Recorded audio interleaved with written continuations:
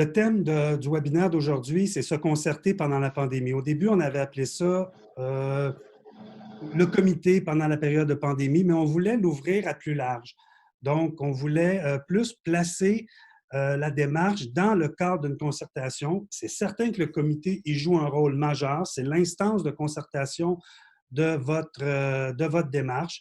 Donc, on a décidé d'amener la réflexion, d'amener ce webinaire-là autour du principe de concertation.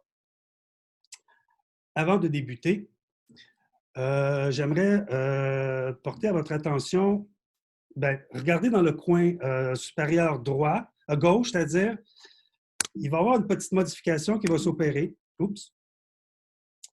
Et tout ça pour vous dire que depuis mardi, le Carrefour Action municipale et famille, que vous connaissez depuis 32 ans maintenant, va s'appeler maintenant Espace Muni.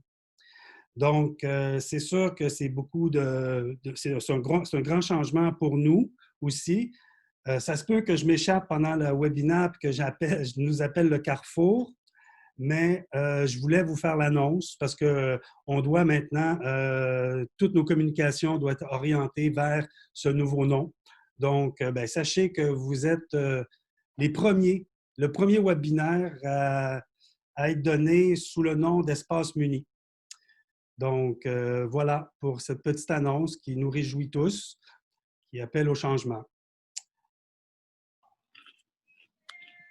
Je vais faire aussi quelques rappels des rappels sur quelques consignes pour optimiser. On commence tous à être habitués là, à qu'est-ce que ça veut dire faire des Zooms. Là. Donc, j'ai vu tantôt que tout le monde avait désactivé son micro. Bon, l'affichage galerie, ça ne se prête pas parce que là, on est plusieurs, donc c'est moins, ça se prête moins. Sachez que si votre connexion est interrompue, vous pouvez utiliser le même lien que vous avez reçu pour réintégrer la rencontre. Et Sylvie, qui est ma collègue de travail, va se faire un plaisir de vous réadmettre dans le webinaire. Vous pouvez utiliser également le clavardage, mais sachez qu'on ne peut pas répondre en temps réel à tout ce que vous pouvez dire. Si toutefois, il y a plusieurs questionnements, mais qu'après le webinaire, on va faire un traitement de ce que vous allez avoir marqué, puis on va faire une réponse aux questions que vous posez, aux commentaires que vous avez. Sachez également que les tablettes et les téléphones, ils ont des fonctionnalités réduites. Je sais qu'il y en a qui fonctionnent avec des tablettes. Peut-être que la fonction commentaire ou la fonction clavardage n'est pas active. Ça, c'est un petit inconvénient de ces deux formats-là. Puis aussi, comme je l'ai dit au début, le webinaire est enregistré pour ceux et celles qui ne peuvent être présents. Donc, je vous remercie de votre collaboration. J'aimerais également souligner la présence de deux représentants du secrétariat aux aînés, qui est Jean-Philippe Lessard-Beaupré et Laurent Saint-Jacques, ainsi que Anne Veil du Centre de recherche sur le vieillissement de l'Université de Sherbrooke, qui ont contribué à la réalisation de ce webinaire-là. Et certainement à ma collègue qui est Cathy Hamilton, c'est elle, dans le fond, qui est coordonnatrice, pas coordonnatrice, chargée de projet, excusez, au Carrefour pour la démarche MADA. Donc, voici pour l'introduction.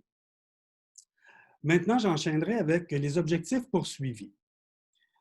Il y en a trois principales. Donc, soutenir et encourager les milieux à poursuivre leur démarche MADA. Donc, on sait que pendant la pandémie, vous avez de la difficulté à maintenir actif votre comité, vous avez eu de la difficulté, voire même certaines municipalités ont dû tout simplement mettre en suspens la démarche. Donc, comment on peut poursuivre, comment on peut relancer, surtout qu'une deuxième vague qui s'en vient, là, qui se pointe à l'horizon. Donc, comment on peut assurer le suivi de notre démarche. Fournir au milieu des pistes de réflexion, des conseils, des exemples inspirants, privilégiés en période de pandémie. C'est sûr que le titre, moi, je le trouve un peu pompeux et un peu prétentieux de dire qu'on a des solutions à toutes les questions que vous allez poser, à toutes les interrogations que vous avez. Je pense qu'on apprend en même temps que vous. On a le privilège de pouvoir partager avec vous des choses, donc à retransmettre, à redistribuer dans le milieu ce que vous vivez comme peut-être des solutions, ce que vous avez mis en place, mais sachez qu'on est en apprentissage autant que vous pouvez l'être. Puis aussi, vous rappelez les rôles respectifs de l'équipe d'accompagnement d'Espace Muni, je l'ai changé, et du secrétariat aux aînés. Donc, et vous savez, bien, il y a une équipe d'accompagnateurs qui est sur le terrain, qui vous accompagne. C'est eux qui sont les premiers contacts avec je m'en ai dit pour le Carrefour pour Espace Muni. Je vais à la toute fin là, faire une petite diapo là, sur les rôles respectifs de l'équipe et du secrétariat aux aînés. Le plan de la présentation, il y a beaucoup de points, là, mais vous allez voir, il y a des points, les premiers points passent quand même assez rapidement. Donc, on va faire un bref retour sur la convention que vous avez signée. On va voir que l'échéancier de la démarche, il y a eu l'effet COVID. On va voir à quel point ça l'a affecté, puis on va voir ce qui s'en vient. Les avantages de se concerter, bon, on les sait tous, mais on va juste se les rappeler, puis je vais vous apporter quelques petits points de réflexion supplémentaires à ce sujet, à ce niveau-là. Le comité MADA, OK, son rôle et ses rôles et son mandat. La composition du comité, une question de représentativité avant tout. On va voir comment on peut l'inscrire dans une démarche de concertation. Le fonctionnement du comité en période de pandémie, comprendre sa réalité et connaître ses enjeux. Donc, c'est là qu'on n'a pas solution à tout, mais quand même, on peut se poser des questions puis essayer d'y répondre ensemble. Le fonctionnement du comité en période de pandémie, conseils pratiques et pistes de solutions, comme je mentionnais, sans prétention. Et présentation d'un outil de concertation que Espace Muni a développé. Je ne vais pas en faire une grande présentation, juste vous mentionner qu'elle existe. Il y a plusieurs personnes qui y réfèrent déjà. Donc, c'est un outil sur la concertation. Je vais juste vous le présenter très succinctement, puis on va finir avec, si on a le temps, là, à peu près un petit 10 minutes de période de questions et d'échanges. Dans un premier temps, faire un bref retour sur la convention que vous avez signée. Donc, c'est un document à transmettre au SA, donc la résolution que vous adoptez. Ça, je ne veux pas la lire au complet, c'est juste vous faire un bref rappel que vous avez signé dans votre convention, puis vous devez adopter une résolution qui officialise la création et la mise sur pied d'un comité MADA. Où je vais apporter votre attention, c'est lorsqu'il y a votre comité a peut-être changé, des noms ont peut-être changé, juste peut-être avoir à le réactualiser pour pouvoir, lorsqu'il va venir le temps de faire votre édition de compte, que tous les documents soient corrects, soit selon les normes. Dans l'échéancier, donc, vous avez pour la plupart signé votre entente en décembre 2019, une entente qui est prévue sur 24 mois. Donc, ça vous amène à décembre 2021. Si on regarde l'ensemble des mois qui sont consentis pour la démarche. C'est certain qu'à partir de mars 2020, mars dernier, jusqu'à encore aujourd'hui, là, on est en septembre 2020, mais c'est encore présent dans notre réalité. Il y a eu la COVID, toutes les mesures de distanciation, les mesures de la santé publique qui sont venues un peu perturber les rencontres de comité, les consultations. En septembre, donc en date d'aujourd'hui, vous n'êtes pas tous rendus à la même étape dans le processus. Il y en a qui ont déjà formé leur comité, qui sont déjà actifs. Il y en a qui sont à la formation de ce comité-là. Il y en a qui doivent renouveler leur comité parce qu'il y a certaines personnes qui ont quitté. Il y en a qui ont des comités qui sont démobilisés. Donc, vous avez plusieurs réalités dans chacun de vos milieux par rapport à cet aspect-là.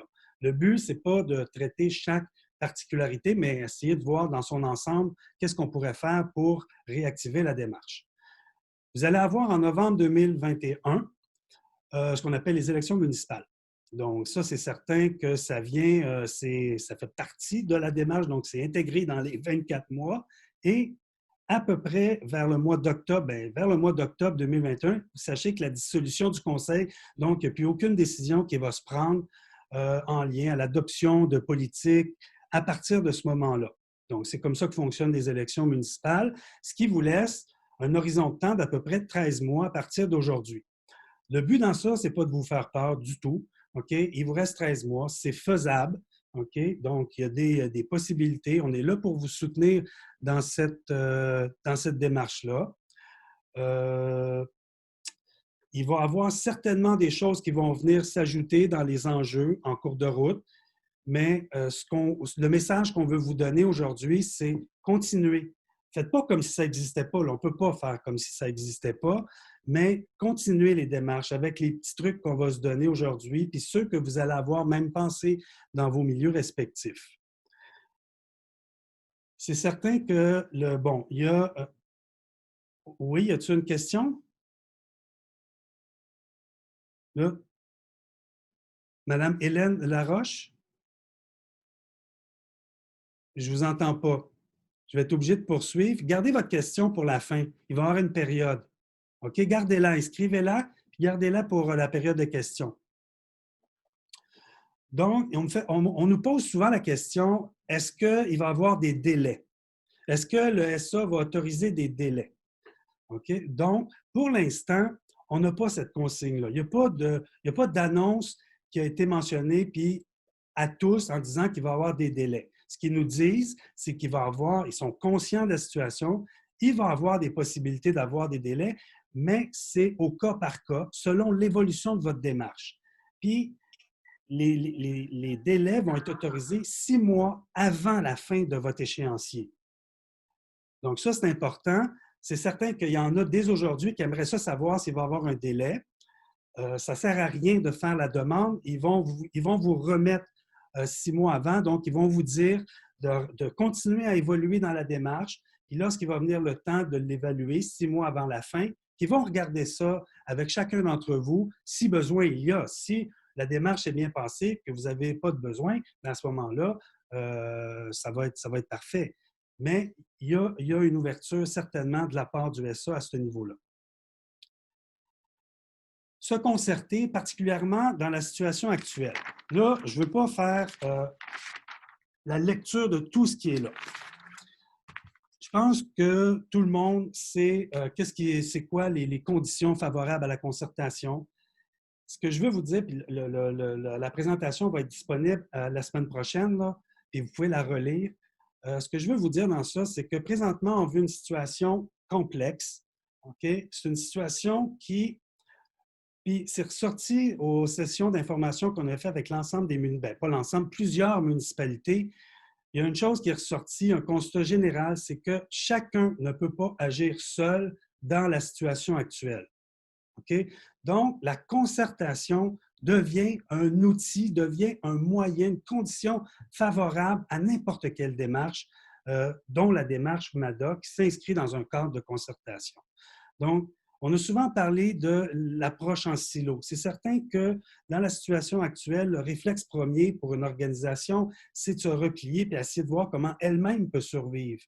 Mais il y a aussi un réflexe à adopter, c'est d'ouvrir puis d'aller voir au niveau dans le milieu, comment on pourrait parler ensemble, comment on pourrait voir ensemble de façon à trouver des solutions ensemble à régler certains problèmes, dont celui de la COVID, qui est un problème inhérent à la situation actuelle, on ne peut pas l'oublier. Donc, la concertation devient une condition gagnante. Mandat et rôle du comité en période de pandémie. Encore une fois, je ne lirai pas ce qui est là. La plupart d'entre vous, savez ces rôles-là. C'est inscrit dans le guide MADA, c'est inscrit dans nos outils. Le mandat doit demeurer le même. Okay? Ce qui est important de savoir, c'est, et là je m'adresse à des chargés de projet, vous êtes plusieurs là présentement, donc c'est pour vous dire que votre comité, le comité peut être là. Donc, il est là avec ses ressources, il est là avec son réseau qui peut être derrière vous dans le cadre de cette démarche-là. Faites-les participer. C'est certain que là, il y a un juste milieu à y avoir dans la participation des gens au sein du comité. Là, ils ont leur réalité propre dans leur milieu, mais je pense que ça devient un lieu où, ensemble, on peut joindre nos forces pour pouvoir avancer dans la démarche. Autre élément qui n'est pas dans ça, mais que j'aimerais mentionner, puis c'est aussi un élément de motivation pour un comité, parce que présentement, c'est certain que vous avez de la difficulté, vous pouvez avoir de la difficulté, je ne dis pas que vous en avez, vous pouvez avoir de la difficulté à recruter des gens, leur demander de venir s'asseoir dans une démarche MADA, un organisme famille qui en a par-dessus la tête présentement, ce n'est pas nécessairement facile. Donc, il faut trouver des façons de les mobiliser, de les motiver à venir contribuer à la démarche. Ce que j'amène souvent comme élément, c'est dans la démarche, faites une démarche porteuse d'action. Donc, attendez pas des fois la fin de la démarche pour réaliser des actions. Faites des actions en cours de démarche pour démontrer que vous êtes sensible à la situation actuelle, que le projet de la démarche de MADA peut réaliser des actions en cours, puis après ça, vous pourrez les indiquer à votre plan d'action comme étant des démarches qui auront été réalisées dans le cadre de la démarche. Mais c'est motivant, c'est mobilisant pour des gens de savoir qu'il y a des choses qui se réalisent avant même que le plan d'action puisse sortir. La composition du comité de pilotage, une question de représentativité avant tout. Bon, je le mentionnais, ça peut être difficile de recruter. Il y a eu des pertes de mobilisation. Bon, le comité est à former. Il y a des enjeux qui sont autour de ce comité-là. Moi, ce que je vous dis, c'est essayez pas d'avoir le comité parfait, mais soyez sensible aux éléments suivants. Donc, au niveau politique, il faut avoir quelqu'un au sein du comité pour avoir une représentativité politique. Au niveau de la communauté, c'est là que ça devient un peu plus difficile parce que chacun a des réalités qui ne vont pas nécessairement dans le sens de la démarche MADA, mais ayez quand même le souci d'inclure dans le comité quelques personnes issues de la communauté. N'oubliez pas également que 2 personnes représentatives du milieu de vie des aînés doivent être présentes au sein du comité. C'est une condition à la démarche MADA. Et aussi des gens de l'administration municipale. Bon, il y a le porteur administratif qui est souvent associé au service des loisirs. Il y a le chargé de projet aussi qui, bon, sans être un membre à part entière de ce comité-là, c'est lui qui coordonne l'évolution de la démarche. Vous avez autour de ce comité-là différentes personnes. Et là, j'en viens à un conseil qu'on pourrait vous donner, c'est de créer comme une deuxième couronne d'acteurs autour du comité. Donc, ceux que vous ne réussissez pas à avoir au sein de votre comité, mettez-les en quelque part autour, créez-vous comme une deuxième couronne, puis inscrivez ceux que vous avez qui sont intéressés à la démarche, mais qui n'ont pas nécessairement le temps de s'investir dans la démarche. Ces personnes-là vont être utiles lorsqu'il va venir le temps de la consultation et également lorsqu'il va venir le temps de la réalisation des actions. Donc, des mettre déjà dans la boucle au niveau de l'information. Donc, faites circuler l'information auprès de ces personnes-là également. C'est mettre toutes les chances de son côté là, pour pouvoir avoir une bonne représentativité. Et c'est dans ce contexte-là qu'on voit toute la force d'une concertation locale. Donc, ça ne tient pas nécessairement juste au comité. Le comité est un aspect très important, mais on rouvre un petit peu le processus en y incluant des personnes qui peuvent certainement contribuer à la démarche. C'est certain que ça va être difficile, mais la stabilité du comité est un gage d'efficacité. On a un temps qui va être plus restreint. Donc, on parle de 13 mois, peut-être un peu plus selon le délai que vous aurez. Mais quand même, la stabilité du comité, c'était vrai même avant la pandémie. C'est encore plus vrai aujourd'hui. Donc, essayez d'avoir le plus possible des gens qui vont être là, présents à vos rencontres, même si c'est difficile d'avoir cette certitude-là. Le fonctionnement du comité en période de pandémie, comprendre sa réalité et connaître ses enjeux. Bon, dans un premier temps, il faut savoir que les règles de la santé publique prédominent. Okay? C'est la responsabilité de la Ville de s'assurer que les règles soient respectées. Ces règles-là, ils changent. Ce qui était vrai la semaine passée n'est plus nécessairement vrai aujourd'hui. On est dans zone orange, zone verte. Chaque milieu est catégorisé selon des zones. Il y a des règles de santé publique qui viennent avec ces couleurs-là, qui soient jaune, verte, orange. Et il faut les respecter, il faut savoir qu'ils changent. Et de se mettre à jour, c'est très important. Donc, si je prends pour exemple que vous voulez faire une rencontre dans 2 semaines, vous prévoyez la rencontre, vous voulez la faire en présence, bien à ce moment-là, sachez que ça peut changer. Sachez, essayez de vous prévoir comme un plan B, de se rabattre peut-être sur les rencontres en webinaire, mais ça peut changer selon les réalités de votre milieu. Il y a deux sites que je vous réfère. Là. Prenez pas tout ça en note, là, ça va être disponible là, ultérieurement. Mais vous ben, la plupart d'entre vous, là, on le connaît tous déjà, même à titre de citoyen. Là, le site du Québec de santé pour le coronavirus, c'est Coronavirus 2020. Là, puis à ce moment-là, vous avez accès, c'est le site général. Mais j'ai également mis un lien qui va vous diriger vers peut-être un peu plus spécifique sur questions-réponses sur des éléments qui vont vous concerner un peu plus, ne serait-ce que la tenue de consultation publique. Là, à ce moment-là, vous allez avoir un peu plus d'éléments à ce niveau-là. Mais moi, je vous dis que le premier que vous devez regarder, c'est vraiment le site officiel de Québec qui touche le coronavirus pour savoir exactement quelles sont les règles qui prévaut dans votre région. J'ai regroupé un peu pour voir, faire le tour des enjeux qui marquent notre milieu. J'ai regroupé ça en 6 questions qu'on doit se poser. Bon, quelle est la priorité du dossier MADA au sein de la municipalité? Ça l'a changé. Ça se peut que le dossier MADA était prioritaire avant la pandémie. Ce qui est arrivé, bien, il faut aller revoir, revalider auprès soit de notre conseil, soit auprès de la direction générale ou des directions, quelle est la priorité qu'ils donnent à ce dossier-là.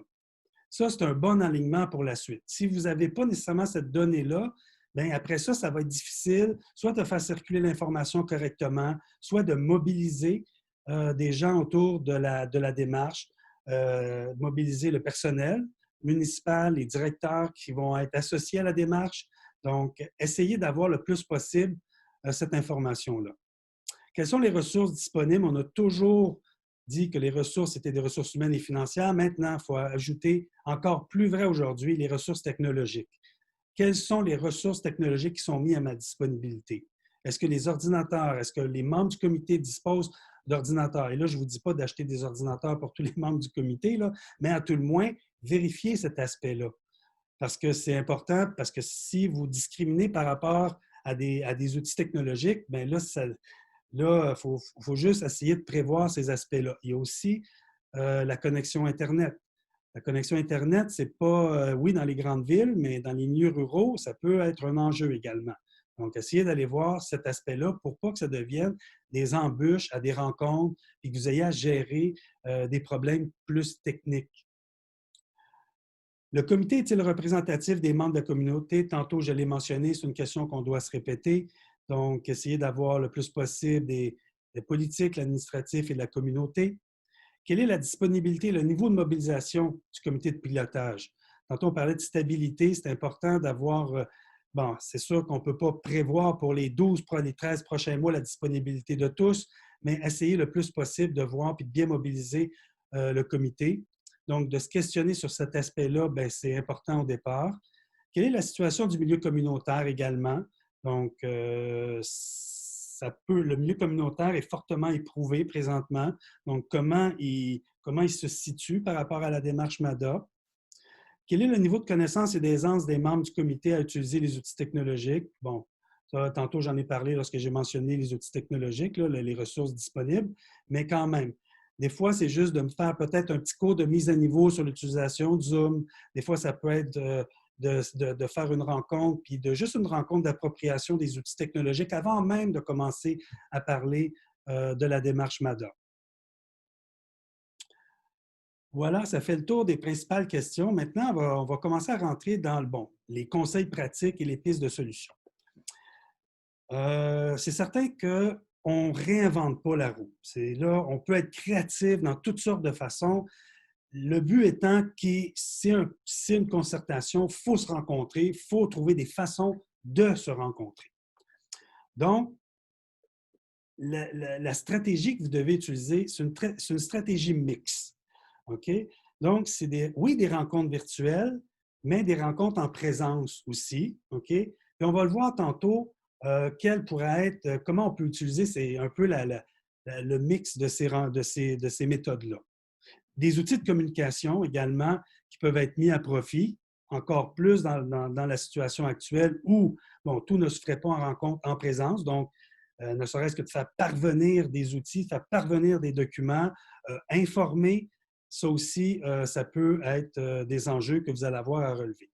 Et il y a également le travail collaboratif, des outils Ça, moi, je ne suis pas un spécialiste sur cet aspect-là, mais je sais que ça existe. Et donc, vous pouvez faire des... bon, il y a Google Drive, là, où est-ce que j'ai eu connaissance qu'une municipalité qui avait utilisé ça de façon à travailler avec son comité pour faire évoluer un document. Ça pourrait être tout simplement le portrait de la famille, ça peut être la définition de la famille, ou pas de la famille, des aînés, excusez-moi. Donc, ça peut être des outils comme ça qui peuvent être intégrés intercalés entre les rencontres, soit en présence ou en virtuel. Ce qui est important de savoir pour bien départager quels moyens utiliser, c'est quels sont les objectifs poursuivis par la rencontre. Okay? Donc, si vous voulez faire une rencontre et que votre objectif, c'est d'échanger sur un contenu, donc le questionnaire, les résultats, ça peut bien se faire en rencontre virtuelle. Okay? Vous pouvez utiliser Zoom, Teams, Meet, Via. Là, je ne veux pas faire de publicité pour l'un ou pour l'autre. C'est sûr que Zoom, c'est de plus en plus celui-là qui est utilisé. Même, je ne ferai pas un cours sur Zoom aujourd'hui. Donc, c'est de voir en fonction de l'objectif poursuivi, si je fais une rencontre virtuelle, est-ce que ça se prête bien? Okay?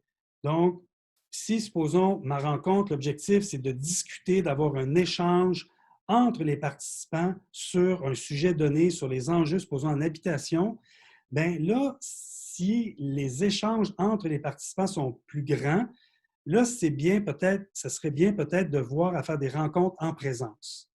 Donc, vous voyez, on peut alterner, un mois, ça peut être, puis vous travaillez votre échéancier de façon à prévoir ces types de rencontres-là également. Les sujets qui sont abordés aussi, ça peut être une variable qui peut changer votre façon de voir le moyen que vous utilisez. Il y a dans les outils de communication, tantôt je mentionnais, là, il peut y avoir une page Facebook, un bulletin du comité, donc, et les courriels que la plupart d'entre vous utilisez déjà. Quand vous utilisez les outils de communication, c'est plus pour informer. Donc, vous ne venez pas présenter un contenu, OK? Vous ne venez pas nécessairement, encore moins, créer des échanges, mais vous venez informer les membres du comité de l'avancement de la démarche. Bon, pour le travail collaboratif, comme j'ai mentionné tantôt, c'est plus dans la co-construction d'un contenu que ça peut être utilisé. C'est certain qu'il peut y avoir des mix dans ça. Donc, il peut y avoir des rencontres qui sont virtuelles, des rencontres en présence avec une rencontre en virtuel. Donc, vous offrez la possibilité à des gens, des membres de votre comité d'assister en virtuel. Et encore là, bien, il faut faire attention aussi qu'est-ce qui est apporté comme sujet aussi lors de ces rencontres-là, de façon à ne pas discriminer ceux qui sont en virtuel versus ceux qui sont en présence. Donc, assurez-vous qu'ils ont les documents en main pour pouvoir bien suivre la rencontre. J'ai mentionné là, dans la dernière diapo la plupart des choses que j'ai dit ici, mais quand même, on va les revoir ensemble. Quelques conseils pratiques pour le fonctionnement d'une rencontre en virtuel. Bon, le but, c'est pas, comme je le mentionnais, c'est pas de faire un cours approfondi sur l'utilisation des outils Teams, là, mais c'est quand même de se rappeler certaines règles de base. S'outiller en tant qu'animateur et outiller les membres. Donc, ça, je l'ai mentionné, c'est vraiment important d'avoir que tout le monde ait accès à un ordinateur qui a préférablement une connexion haute vitesse. Vous avez aussi à vous préoccuper du son, de la caméra, de la qualité de la caméra que vous utilisez. C'est très désagréable dans une rencontre, lorsque la caméra est de piètre qualité, de bien suivre, de bien se concentrer sur le contenu d'une rencontre. Donc, c'est peut-être des petits détails, mais ça fait la différence dans la qualité d'une présentation ou d'une rencontre. Former les participants à l'utilisation. Donc, je l'ai dit tantôt, on n'arrive pas tous avec le même niveau d'aisance, malgré que de plus en plus, là, c'est devenu quand même quelque chose qui est, auquel le monde font appel, là, les outils technologiques. Donc, de plus en plus, les gens sont conscients, sont formés, mais quand même, vous assurez que tout le monde, on part du même niveau. Comme je l'ai dit tantôt, vous pouvez simplement faire une première rencontre juste d'appropriation de ces outils-là. Vous vous présentez Puis à ce moment-là, ben, on s'assure à ce moment-là que tout le monde soit à peu près au même niveau technologique. Définir les règles de base pour maximiser, comme je l'ai fait au début, ça, tout le monde commence à être conscient de ça, là, fermer son micro. Euh, donc, vous pouvez aussi avoir différentes façons d'animer. Donc, il faut adapter sa façon d'animer les rencontres. Dans des outils tels que Zoom, lorsque vous avez une version payante, il y a possibilité de faire des sondages, il y a des possibilités d'avoir des tableaux blancs. Il y a une façon d'animer. C'est certain que ça demande un changement. On n'anime pas une rencontre en virtuel de la même façon qu'on anime une rencontre en présence. Donc, il faut prévoir également du soutien technique, puis aussi prévoir peut-être du soutien au niveau du clavardage. Peut-être qu'en tant qu'animateur ou personne qui anime les rencontres, vous n'avez pas nécessairement le temps ou le réflexe d'aller voir le clavardage. Donc, nommez quelqu'un qui est en charge du clavardage de façon à suivre cet élément de la rencontre. Alléger le déroulement de la rencontre, maximum 2 heures. Il faut toujours prévoir une pause et activer la rencontre 15 minutes avant, comme j'ai fait. Ça évite les problèmes techniques, ça évite de venir un peu diminuer le temps de la rencontre. Donc, c'est tout, comme vous voyez, c'est tous des petits trucs. Bon, vous les savez déjà, c'est répété, c'est bien. Ce n'est pas des aspects très techniques relatifs à chacune des applications, mais quand même. Puis aussi, un élément excessivement important, c'est planifier la rencontre et s'assurer que tous les membres ont les documents avant la rencontre. Parce que si vous avez à gérer l'arrivée des gens dans la rencontre, puis des gens qui n'ont pas eu les documents, bien là, à ce moment-là, il faut que vous les faisiez transférer via courriel. Ça devient un irritant lors d'une rencontre, ça vient un peu perturber votre ordre du jour. Donc, bien s'assurer qu'ils ont tous les documents, que ce soit des outils que vous voulez faire parvenir, que ça peut être le questionnaire, ça peut être les résultats de la consultation. Donc, vous assurez, puis que chaque membre ait ces documents-là en main avant même que la rencontre débute.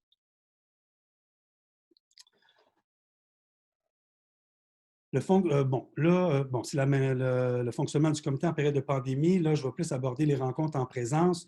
Bon, là, c'est certain que les rencontres en présence, outre d'appliquer et de communiquer les consignes de la sécurité publique en vigueur, je pense que tout le monde est conscient de ce qu'il faut faire dans une rencontre en présence. Ce qu'il faut, bon, et ce qu'on a vu cet été, c'est être créatif sur l'endroit où se tiendra la rencontre. Il y en a qui ont tenu des rencontres, ils appelaient des rencontres pique-niques, il y en a qui étaient dans les parcs, il y en a qui étaient vraiment dans des endroits, il y en a qui étaient même chez des gens, OK, pour pouvoir se réunir. Donc, ça va être moins vrai présentement. De plus en plus, l'hiver arrive. On ne pourra pas nécessairement se rencontrer, à moins que vous décidiez de mettre vos tucs et vos mitaines puis aller vous rencontrer dehors. Là. Mais je pense qu'on va être plus... ça va plus être des rencontres à l'intérieur, mais quand même, ça n'empêche pas d'être créatif sur l'endroit où peut se faire cette rencontre-là. Ce n'est pas obligé d'être toujours au même endroit, dans le sous-sol du centre communautaire ou à l'hôtel de ville. Ça peut être varié de façon un peu à dynamiser ces rencontres-là. Vous pouvez prendre en considération qu'il y a des parties. Bon, tantôt, je le mentionnais, là, mais ça s'applique également aux rencontres en présence, surtout aux rencontres en présence d'ailleurs. C'est que, il y en a qui vont être en présence virtuelle, donc les objectifs peuvent changer, les sujets abordés également peuvent changer. Au niveau des outils de communication, assurez-vous que tous les participants reçoivent l'information. Je l'ai mentionné également là, dans la dernière diapo. Puis faites un rappel quelques jours après quelques jours avant, non, c'est pas après, c'est avant, pour s'assurer que les gens y ont en main les documents. J'en viens maintenant à l'outil de concertation du Carrefour. Comme je le disais, le but, ce n'est pas de la présenter dans les détails. Je veux juste que vous sachiez qu'elle existe, qu'elle est sur le site d'Espace Muni. J'ai dit encore le Carrefour, d'Espace Muni. C'est un outil qui aide à se poser la question pourquoi on doit se concerter. Donc, les éléments d'information que j'ai amenés en début de présentation sur le pourquoi se concerter viennent de cet outil-là. Pourquoi s'engager? Comment choisir comment choisir son rôle, comment définir son rôle, comment s'impliquer dans un espace de concertation. C'est un outil qui est interactif. Elle peut être utilisée, elle a été faite pour le public premier, c'est les élus. OK? Mais quand même, vous pouvez y trouver des éléments d'information, que vous soyez un chargé de projet, que vous soyez un employé municipal, elle peut également s'adresser à vous. On a eu des commentaires très positifs de gens qui l'ont utilisé, qui venaient de différents milieux, voire même du milieu communautaire, qui sont allés rechercher de l'information sur la concertation dans le monde municipal.